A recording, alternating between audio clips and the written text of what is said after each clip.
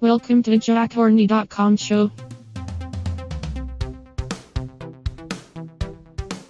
Hi folks, I'm just going to talk about the Alien Covenant film, which I think wasn't actually a bad film, and the one before it. I think it lacked the script was just a bit off, and things in the film possibly rushed and not well thought out, compared to the original Alien film, which felt a bit more sort of raw. Maybe that's probably not the correct word. Now, some people have moaned because they don't like this. They said that having the backstory is ruining the films. But I disagree. I actually don't mind the backstory because there was. I mean, if you actually look at the original Alien film, I think that it does make. It is interesting to have that alien ship on planet. What is it? LV stroke 426, because there was a sort of vast storyline there. I mean, the fact is that if you remember, they go down and where the eggs are, it looks, I'd argue, that they could have been booby trapped by somebody to protect the eggs. Because if you look at it, they break some sort of seal where you don't see that in any of the films. So in it, I think you think that the eggs themselves have produced that sort of seal, but by the looks of it, that's artificially been added there. Anyway, I'll talk about that later, but I'm just going to talk about a few of the bugs that bugged me in this film. Now, the first one is it looked like it was an advert for JCB, and by the sounds of it, that they invested a lot of money into it. But I mean, it's sort of product placement after product placement for JCB. So I mean, that slightly spoiled it because it sort of made it feel like it was just a big advert for them. Anyway, I'll list a few. These aren't in any real order, but the cat's coming in again. I always have her coming in on these videos. Come on, sweetie. Oh, that's her just bashing everything. Now, on it, they land on this planet and they find Khan. But yeah, I mean, now that bugged me because are they saying that the planet and Earth developed exactly the same? Because it's sort of a bit silly that, because obviously it wouldn't develop exactly the same. Things would. I mean, after all, Earth was sort of populated by dinosaurs for millions and millions of years, and insects and things, large insects, and the plant life. Corn had is probably more modern plant, but then you say, I suppose you could argue. There's, I think, in the other film, it says that the engineers, well, the first apparently come around 2 to 4 million years before, 2 to 4 billion years, because obviously, yeah, that's when life sort of started.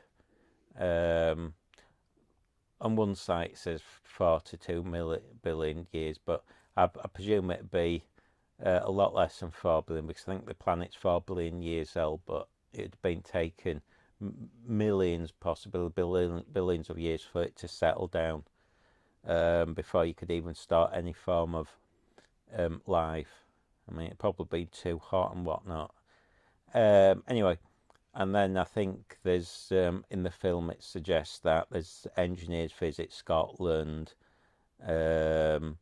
Sudan. I think was Sudan one of them. Egyptian and Babylonians. So the idea is the engineers are supposed to visit Earth a lot of times. So possibly the explanation for Khan is either the engineers have taken Khan from Earth to other planets or vice versa. But it sort of doesn't really explain it too much in that. It's just a little bug.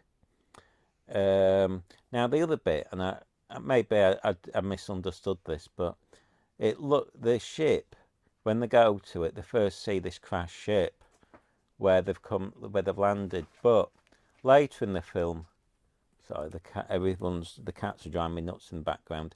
Later in the film, it shows the ship land on a docking station and then he drops the bombs on them. So I'm not quite sure why the ship crashes. Now apparently he's the only survivor. I think it suggested that he's killed the female, and apparently online it says in other scripts he breaks her neck or something. So she's dead. But I presume he could land the ship himself. In fact, he's probably the one flying it. So I'm not sure why it sort of crash lands in a weird position later.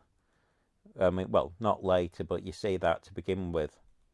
That just seemed weird. Why he didn't just land it there, where he's killed everyone.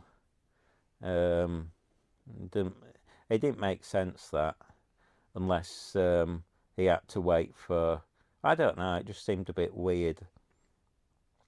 Then the question is let me just read some of these. Oh yeah, the bit. I mean, this is why I think the script's a bit rubbish, really, because when that I think his name's Tennessee asks, can he speak to his wife, and they say, okay, you will speak in private. They just say, oh, she didn't survive, or she died, and he just accepts it. He didn't say, how did she die? I mean, it just seemed a bit weird. I think most people says, oh no, how did she die? But he just accepts it, which is a bit weird. And the other one is, the reason they go to that planet is because of a broadcast from some music. But when they go there, you don't see. It doesn't really explain what that broadcast was. I mean, I never, she makes. I don't know. That didn't make sense, because they hear this music and they claim that it's from the planet, but when they go, there's it doesn't look like the music's come from the actual alien village, because they just look like they're living in brick houses and the technology's not that advanced, and it doesn't suggest that the ship is fully operational. Well, it turns itself on, but I don't think there's any suggestion that it's broadcasting or why it'd be broadcasting music. That didn't make sense. I think they seem to forget about that. Seemed a weird way to communicate to the main ship. You'd think that they've sent up a distress signal or something, especially if they wanted to attract. If David wanted to attract people, why didn't he just send out a distress signal or something? It just didn't make sense. Now the other one was, why didn't they use in the in Prometheus? I can't even say the word. They use them like drone things, the dogs they call them, to scan the planet. Well, to scan the area. So why didn't they use those sort of drone things to scan the planet? You'd have thought they'd use them. That didn't make sense. You'd have thought they'd have had some sort of basic drone to look over the place before they went. I mean, you think they'd send them in first. They wouldn't have even had to leave the mothership. They could have just sent something down. Then what was weird was, how come David's got the ability to grow hair? I mean, even if you're making a humanoid android, I don't think there'd be any reason to make his hair grow. It just seemed a bit strange. I mean, what's the point of making an android with hair that can grow? That just were weird. And then why have the gravestone, or suggest she's been buried? I mean, that just seemed pointless when he's got the body in his lab. I mean, it just seemed a bit OTT. It seemed a bit strange to have a gravestone for, especially when he's on his own. That didn't make sense. Then it goes on to, I mean, the ship itself. Oh, sorry, the power on my phone. I'm just reading it. I made some notes and they were on my phone. the other one was the ship's got a massive engine, and yet it seemed to rely on them solar cells to charge it. You'd have thought the ship could have powered itself or produced some of its own electricity, wouldn't you? Unless the cells charge the it doesn't use fuel, it uses batteries to go through space. I don't know. Maybe that's how it powers up. But it did seem weird that it couldn't produce its own power from the I would have presumed it had fuel on board, and it would have produced some power from that. I don't think it'd have relied on huge solar cells for a ship that size. I think you might have done for something smaller, but anyway. Then at the end, very end of the movie, David has those egg things in his mouth. Well, he brings up. Well, how would he know that to produce them? I mean, they fit perfectly in the ship. I mean, how would he have knowledge of that? Although maybe he does. Maybe it's got it all programmed in him already. I mean, I suppose that could be the argument. But it just seems strange he'd have them on standby, because I don't think he'd have had time, or would have, to produce them while they visited, because when they came down, they were only there what, less than a day. How would he have time to produce and how would he make them, because his lab seemed quite basic. I don't know how. It didn't seem the facilities to create those egg things, and that seemed a bit weird. That's what I mean. It's just things like that didn't make sense. So I don't think he'd have had time. And then, and when they landed and there was all them dead bodies, how come no one questioned it? They just walked past them.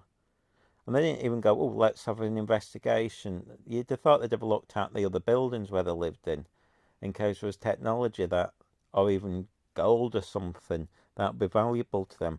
I mean, they just ignored it. They're on an alien planet, which is, you'd have thought they'd have explored the village. And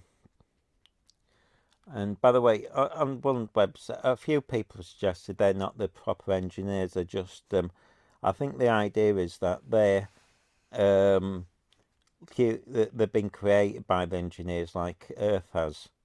It's just another one, except possibly that planet's they're running it how the engineers wanted them to, like a goody two shoes hippie place, and they're not attacking each other or producing anything damaging.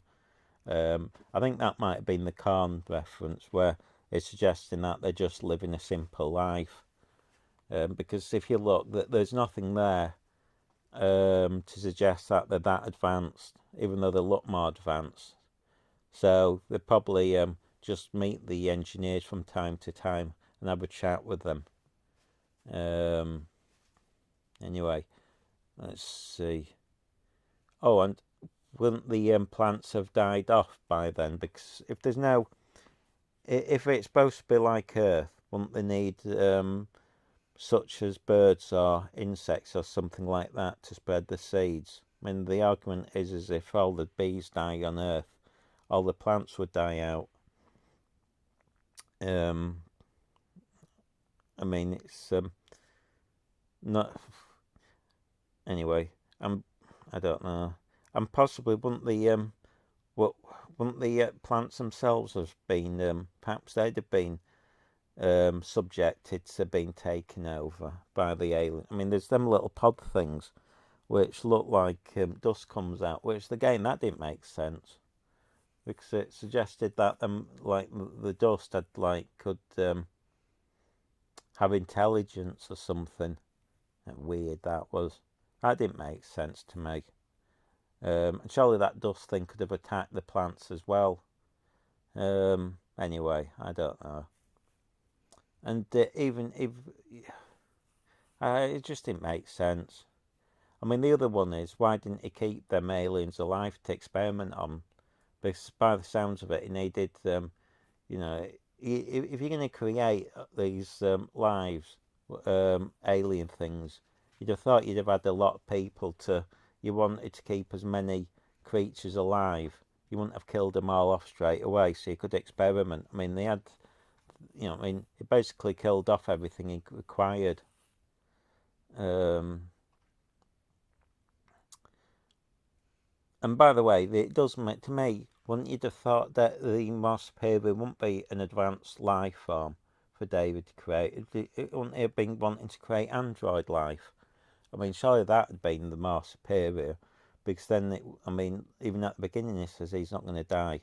Well, surely you could have seen android life being much better, because it could survive for thousands and thousands of years, and you don't need oxygen. You know what I mean? And you could create them any size you want or anything, storing vast amounts of information, rather than create them alien things, which, I mean, even though they're the top of this chain, they're still eventually, well, they can die, they can be killed. Well, in theory, he can't. I mean, you'd have thought his brother, when he came down, would also be considered. I mean, in some ways, wouldn't he be considered superior to David? The fact he can rebuild himself. I mean, that's David's weakness.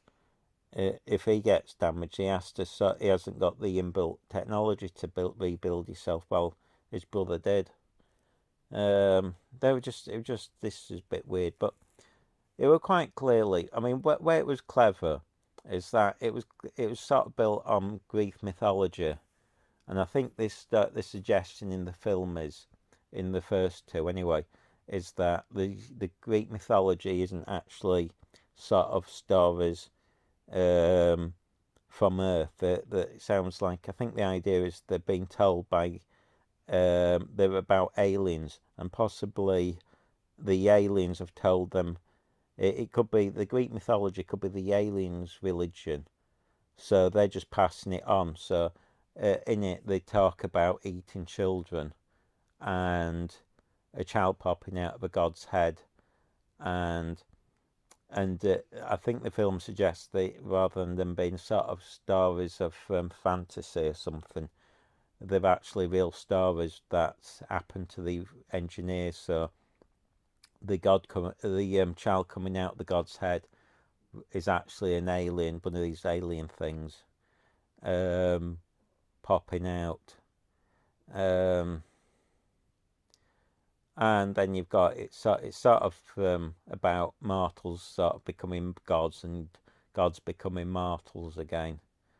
I mean, that's why it's a sort of clever film, but it was just badly presented. Because, I mean, in many ways, you could see this probably working better as a TV series, over a few episodes, rather than trying to pack it into a film. But anyway, I mean, like I say, I think it is. I think the idea is quite clever, but it's just, yeah, the script and what people were saying just sounded a bit silly. Like I said, when he was told your wife's dead, he just went, "Oh, fine." And then he tried to cut, and then when they needed rescuing, he was prepared to kill off almost 2,000 people or whatever's on board the ship. I mean, it must be. I mean, only a lunatic would try and risk slamming a massive ship like that as close to this planet. I mean, it's not. It wasn't just risking his own life, and everyone else going, "Oh yeah, fine, we'll just risk everyone's." I mean, I think he'd have been assassinated if somebody started doing that. If the captain of a ship tried wrecking it. I mean, they were trying to be clever by using nautical time. So I think they said 8 bells, and I forget what time that is, but I'm not sure on spaceships you bother with saying things like that. It sort of applied to. I'm not even sure they say that these days, in fact, on ships. It'd be interesting. But anyway. But one thing was, and this is what I think is quite interesting. Oh, sorry, the dog in the background there. From the planet they're on, give or take, I think they've got 7 years or over to get to I can't Orgia. I'll spell it ORIGAE stroke 6. Now the film's apparently set to 2104, and then the I think from what I've been reading, the Alien film is set 2122. So there's like 17 years difference. So the idea is, in that meantime, David is going to create his perfect alien, which you'll see in the Alien film. That's the Alien one. And so the suggestion is they're off to that planet, Origia 6. But I think on other YouTube vids they're saying that doesn't happen. I mean, one suggests that in one storyline, the engineers go to that planet that all the dead are on, get angry, and go after David. Perhaps that other android recovers and tells them where they're going. I don't know. And they follow him to. There's apparently a fight on LV-426. So perhaps LV-426 is actually wasn't a dead planet as you see it. Maybe it was originally full of life, and because of this war between the aliens and the engineers, perhaps it's killed off all the life on the planet. But that might be interesting, because by the sounds of it, there are some more films and possibly a TV series or something coming. But I'm not against these. I think it's not a bad little film. I'm quite enjoying it, but I just think, I wish somebody would have put in a better, the dialogue. And possibly, I mean, I think it does take a TV series just to fill in the blanks. I mean, you could even go back further, because I mean, this is before Alien, but you see, there's like, you've got the stories of how the engineers were developed. So maybe someone created the engineers, and somebody created the engineers of them, and perhaps the engineers took revenge and killed their own creators themselves with these alien things. And also you've got, I mean, basically, see, if this planet they landed on is one of the ones created by the engineers, then perhaps there's other planets, that's Earth-like, and you might have aliens on. You see this. You could see this film was quite expanding quite well. I mean, it's not a bad little film. It's just whoever wrote the script I don't think did a great job. But actually, I mean, I'm not against them. I mean, I think a lot of people are. I mean, it's not like the Star Wars ones where I've just no interest, because I used to be a huge fan of Star Wars, but the latest films, it's just that political correctness, boring rubbish, that it's just, ugh. I mean, I watched one of them, and I just couldn't. It's just boring. It's like Doctor Who. It's just dull. All this stuff. I mean, they made it so. I actually only watched one episode of Doctor Who. Well, I didn't even watch the full thing. It was one with the Dalek, and right at the end, they have a heart-to-heart with the Dalek, and the Dalek's all sad. I just thought, oh, jeez. It was so bad. It's like no one's really watched the original 1970s Doctor Who. It's just, ugh. I mean, it looks just, ugh. Now, anyway, that's going off. But, yeah, I just thought I'd talk about it, because it wasn't a bad little film. Quite interesting, really. Especially when you see, films like this are quite good, because if you watch all the YouTube things, people have done a lot of investigation and looked at the scripts and storylines and bits that are missing, and that sort of makes the film even more interesting, because they sort of create the film more than actually the filmmakers do. Yeah. I mean, it ain't bad. I mean, if you watched, it's worth looking around and looking at all the YouTube videos people, all the fans have done them, because there's a lot of information there. Perhaps that's what filmmakers do now. They sneak out information for film fans to create this sort of backstories and fill it out and whatnot, rather than just the film itself. But yeah, I thought the JCB advert were a bit OTT, especially at then. It was just JCB, JCB, JCB. Thought, Christ, that it just felt like a corporate film in some ways. I mean, it was over OTT, especially when they could have. I mean, by the sounds of it, perhaps they did make the full size models, which they didn't really need. I mean, you could have made all them in miniature for a few quid. There's no, I mean, if they made them full size, I mean, they said, I read on one site that there's £1 million worth of equipment. Well, you think about it, you just make them in miniature for, maybe £1,000 at the most. I don't think I think you could have made all them models quite small. Or if not computer graphics, probably. I mean, it just seemed a bit. Ugh. Anyway, that's just my little rant.